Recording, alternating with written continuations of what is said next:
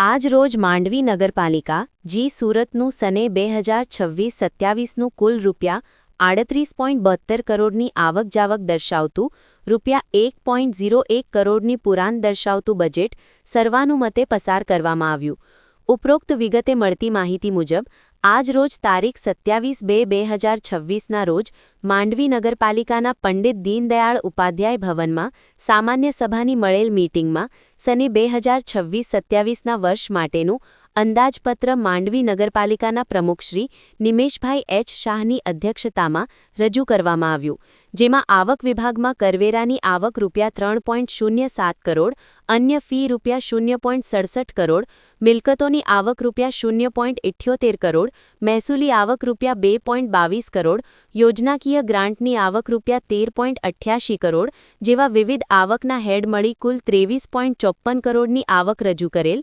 તથા જાવક વિભાગમાં સામાન્ય વહીવટી ખર્ચ ₹3.42 કરોડ, પાણી પુરવઠા વિભાગ ₹1.45 કરોડ, ગટર વિભાગ ₹0.67 કરોડ, આરોગ્ય વિભાગ ₹3.40 કરોડ, રોશની વિભાગમાં ₹0.69 કરોડ, બાંધકામ વિભાગમાં ₹2.45 કરોડ, બાગ તથા બગીચા વિભાગ ₹0.20 કરોડ, સમાજ કલ્યાણ ₹0.46 કરોડ, યોજનાકીય તથા અન્ય ગ્રાન્ટમાં ₹20.95 કરોડ તથા દેવા વિભાગમાં ₹1.82 કરોડ જેવા વિવિધ ખર્ચના હેડ મળી કુલ ₹38.70 કરોડની જાવક એટલે કે ખર્ચ રજૂ કરેલ। ઉપરોક્ત બજેટમાં નગરપાલિકા વિસ્તારના વિકાસના કામો પેટે સરકારશ્રીની ગ્રાન્ટ, 15મા નાણાપંચની ગ્રાન્ટ, 16મા નાણાપંચની ગ્રાન્ટ, તાપી રિવરફ્રન્ટ ફેઝ 2 યોજના, સ્વર્ણિમ જયંતી મુખ્યમંત્રી શહેરી વિકાસ યોજના યુડીપી યોજના હેઠળની ગ્રાન્ટમાંથી રસ્તા, પાણી, ભૂગર્ભ ગટર, વરસાદી ગટર,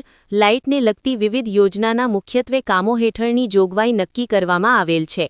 નગરમાં પાણી પુરવઠા લગતી યોજના તેમજ ગટર કનેક્શન વિહોણા લોકો માટે ગટર કનેક્શન પૂરું પાડવાની મહત્વની જોગવાઈ કરેલ છે। ઉપરાંત વિવેકાધીન યોજના, પાણી ગટર તથા રસ્તા અંગેના મરામત અંગે, મહાત્મા ગાંધી સ્વચ્છતા મિશન અંગે જેવા વિવિધ કામો અન્વયે પણ નાણાકીય જોગવાઈ નક્કી કરવામાં આવેલ છે।